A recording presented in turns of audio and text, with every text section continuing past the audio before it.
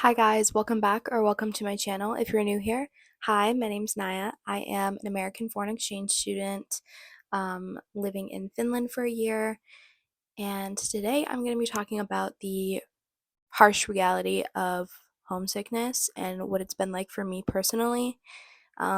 So let's just get into it. So, I've been in Finland for about a month now, and when I say that the first 2 weeks of my exchange were the hardest 2 weeks of my life, I mean it wholeheartedly. I did not think that homesickness would hit me as early as it did and as hard as it did. Um, and it is so difficult to process and handle. So, this video is going to be mainly me sharing what I was feeling and how I coped with it. So, maybe I can help you guys who are going on exchange, or you're on exchange right now and you just need some support, um, because it's definitely not easy. And talking to other exchange students was really helpful for me. And of course, my amazing host family has been great. They've been so supportive, and my family back home, obviously. But yeah, we're gonna get into all the feelings, everything today. I just want to remind you that nothing good comes easy, and this definitely comes into play with this experience. It I can already see myself growing and changing as a person through this experience, and that's something that you will never get taken away from you, and you gain so much from this kind of experience, but it is not easy. Um so just remember that I'm here for you if you need to talk. My Instagram has been in other videos, and I will put it somewhere on the screen here, but I get it. So, yeah, without further ado, let's get into it. So, like I said in my last video, I started my exchange year in Karku, Finland for my language camp. I was there for a week with a bunch of other exchange students from all over the world, and that week I was mostly okay. I had some moments where I was a little emotional, but we were on such a tight schedule that I didn't really have time to think that much about my family. Um, so I was mostly good for that week, and was so busy connecting with other exchange students and meeting so many new people. Um, so while I had my little moments, I did not feel homesick yet, and I totally thought I was gonna be fine. But I was very much wrong, and it definitely took a turn for the worst when I got to my host mom's house, which is not because of her, obviously. My host family is amazing. I feel like once I got settled in and I had time to think and be with my thoughts, is really when I got really sad. And yeah, I'll go more in depth in a second. So, my second week in Finland starts. I'm moving into my host mom's house, unpacking, getting settled in. I was starting school the next day.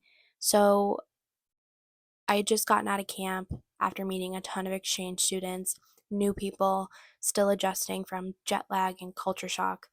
And then was getting to my host mom's house and trying to feel some sort of normalcy. And I think just experiencing so much newness and change was really hard to adjust to. And I think that also made me, you know, reminisce about home and being familiar with things and my family. And that's when I really started to feel the intensity that I felt of missing home.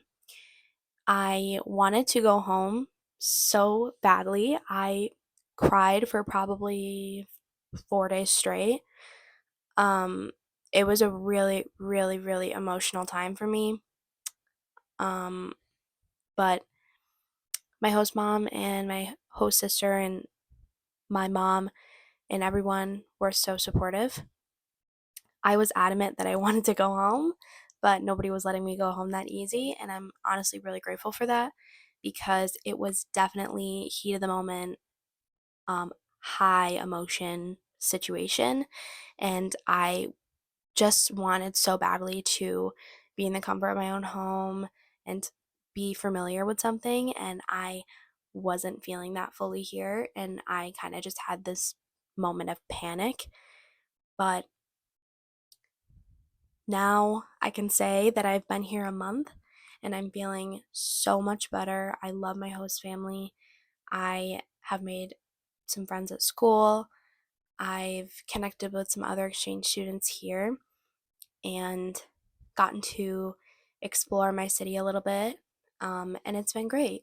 So, yeah, it was a whirlwind of emotions, and you're gonna probably experience it. It may not be as early as I experienced it, but you most likely will experience homesickness, and it is real and it's um, raw and it's difficult, but I promise you that you will get through it. And that's something that I was not willing to hear when I was confiding in people.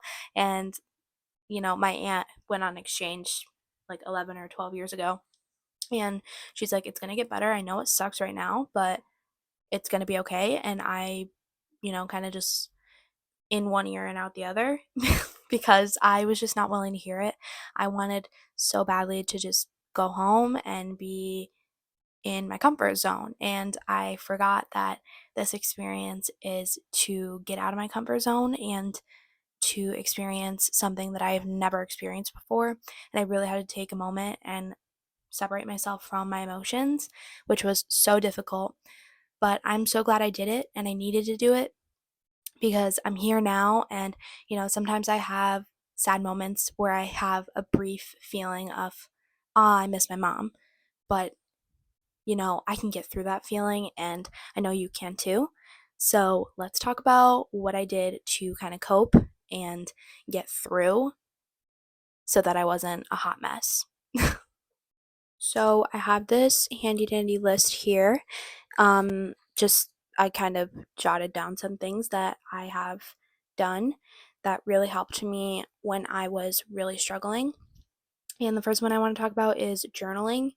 This was probably one of my biggest ones because so much was going on in my head and I was having a hard time processing those thoughts and emotions, and being able to just write it down on paper how I was feeling was amazing.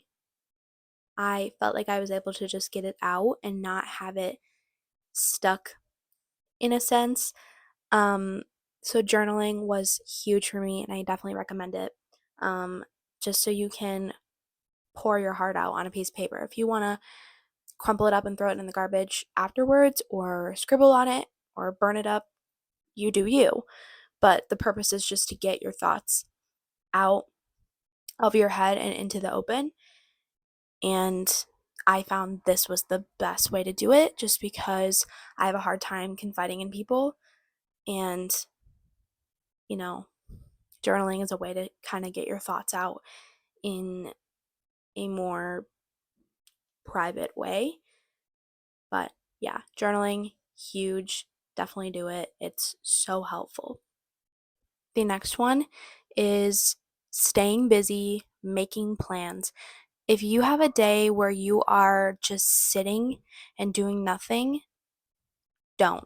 Because I had days like that and it only made room for me to get sad again.